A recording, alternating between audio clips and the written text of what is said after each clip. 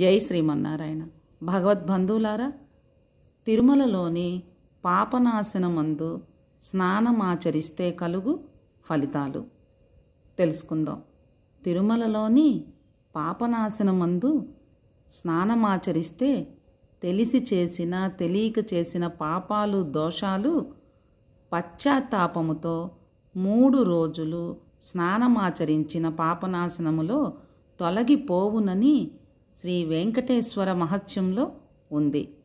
చైత్రమాసము చైత్ర పూర్ణిమ రోజు ఉదయం సమయాన తిరుమలలోని పాపనాశనములో స్నానమాచరించిన సమస్త దోషాలు పాపాలు మురికి ఉన్న ప్రదేశములో నీరు పోసి శుభ్రపరిచినచో ఎలా శుభ్రమవుతుందో అలా మన పాపాలు దోషాలు మొత్తం సమస్తం పోతాయి.